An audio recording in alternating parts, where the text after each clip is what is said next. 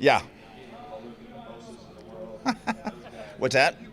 We're hoping to get a deal done with him before that, but we'll see. But yeah, if we don't get something done, we'll use the tag.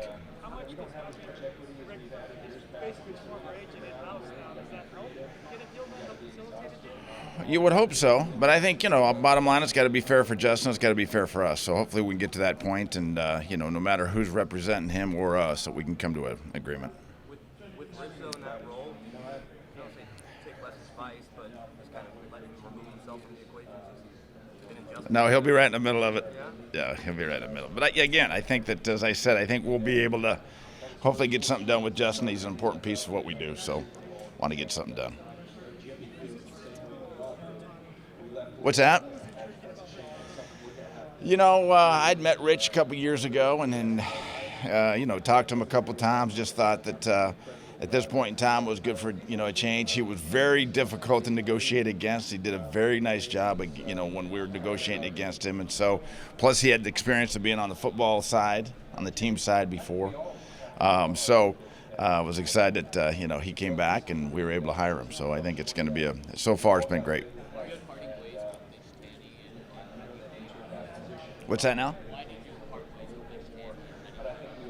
Well, we plan on, just kind of reorganizing from within on the analytics side. I think what Mitch wanted, we could not offer him and could not supply Mitch and for what he wanted to do with his career. And so that's why he gave him the opportunity to go interview. And at that point in time, we thought, he was at 3 different places interviewing. And at that point in time, and we sat down and met and realized what he wanted to do, and what he wanted to do was not available for within our organization. So kind of mutual decided to go different directions. 2 months into the season, is Drew Lock in your mind the guy now, and you look for weapons to build around his strengths as you get into this draft process? Well, we're thrilled the way that Drew finished. Finished 4-1, and I think that where we sit right now, there's no question Drew is the guy that we're looking to, and so obviously we want to be able to improve as a football team, get him some weapons on the offensive side, but also do some things on the defensive side. So, the process begins now. It's begun. We've been in evaluations of the free agent class, and now that we're here getting the numbers on the college kids, and from this point on, we'll start developing that plan and get better on both sides.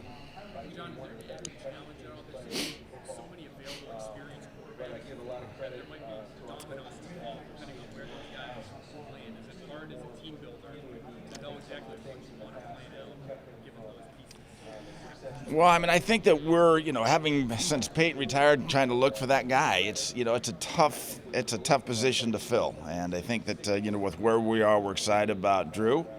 It's nice to have a young guy to be able to build around and feel like you got a guy that has the potential to be a long-time starter for you, and really kind of the sky's the limit for him. It just depends on how he continues to improve. So, we feel better in that situation. Obviously, it's a unique quarterback class this year. But I think you're seeing that happen too because guys are playing so much longer. You're talking about late 30s and early 40s with Tom. So, they're playing much longer and can still play at a high level.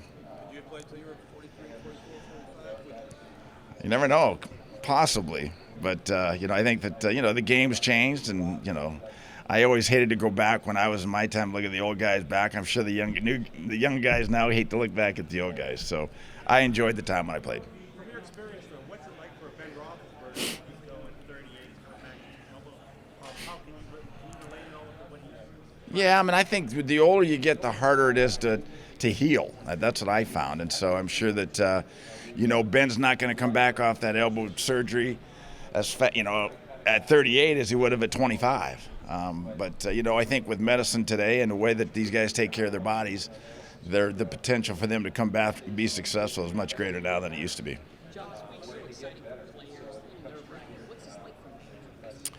Well, I think it's exciting for us too because we get to see actual numbers on all these guys, and so I think that up to this point in time we have. Our scouts have done a good job in background and trying to figure out what numbers are, but these, we get the true numbers, and not only that, we get the medical side and get all the testing done and everything. So I think it's an exciting week because it really kind of puts everything in process, and the fact that we start building the team and looking to, the next year, but this is where we start building it. It makes it much easier if that was the case, but it's never that would never happen. I don't think the union would ever let that happen. But obviously, you'd be able to backfill much easier after the draft than you can before the draft. What do I think? I'm not. I'm going to stay at it. Whatever the league wants to do, they're going to do. I'm not going to jump in on that. Whatever the league decides to do, we'll do. But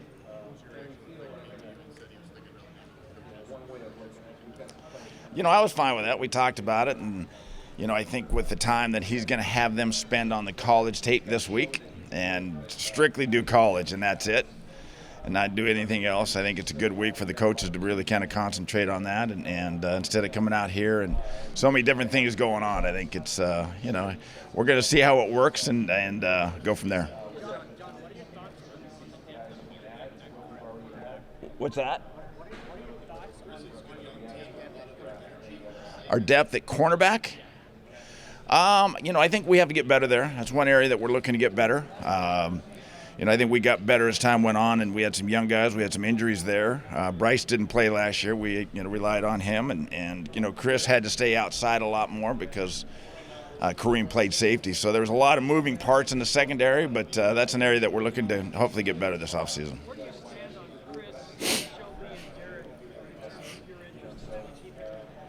They're all part of the process. I think that, we're going to look at that once we get back from here and start sitting down. We'll really put the plan together and see what we're going to do. We'll be in contact with their agents. But, ultimately, it's up to the players and what they want to do. And so we'll see where they fit in the plan.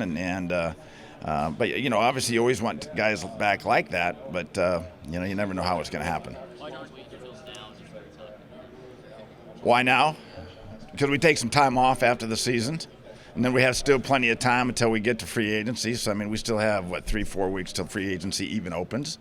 And so I think we take that time. John, I'm writing a story about Brady's decision to return at 21. And I was wondering, when you were playing, if there was any moment where you knew that you were going to retire that year, or maybe that the end was coming soon?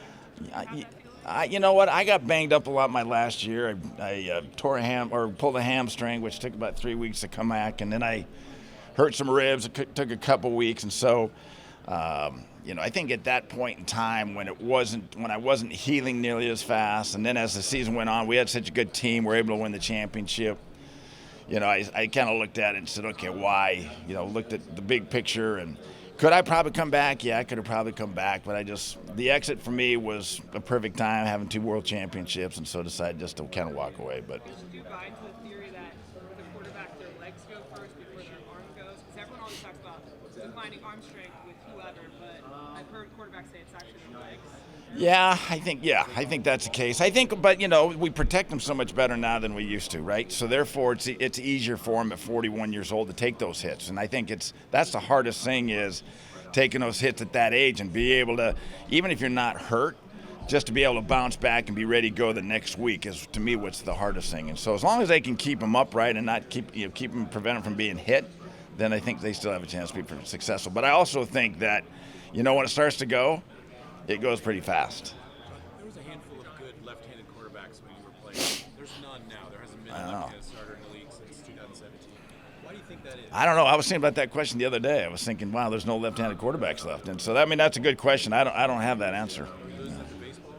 Could be, because those lefties that can throw heat are pretty coveted by Major League Baseball. So that could be it. Did you ever scout them any different when you looked at left-handed kids and say, like, all right, I got to think about this instead of this? I didn't. So yeah, no. Time for a few more for John. Given your history with the Broncos, obviously incredibly successful this one team.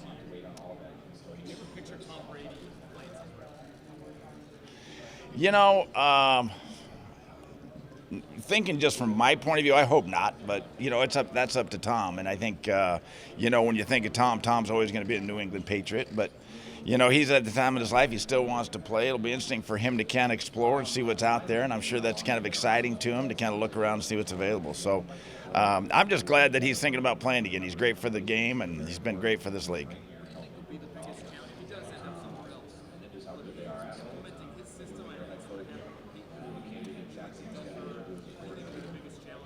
I think that he's been with the same guys in the same system for a long, long time. And so to change practice, where he's practiced, the head coaches, the coach, and all those type of things. I think gotten used to where he's been for so long, I think just the change, it might be exciting for him, but I think it's going to be a lot of work. Would you guys ever be interested if he was interested in Denver? We'd always talk to him, but I think that we're happy with what we have in Drew.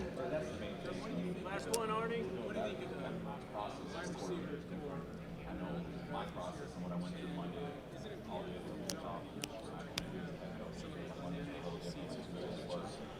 is it Well, I mean, I think it's always good to have some young, dynamic wide receivers. I think we're always looking for all those, So, obviously Cortland's in that class. Fant's going to be better at the tight end position, but again, we're always going to try to surround the quarterback with people that he can be successful with, and also protect him. So, there's a deep class, at wide receiver this year. So we'll continue to hopefully get better there too. Thank you very much. All right.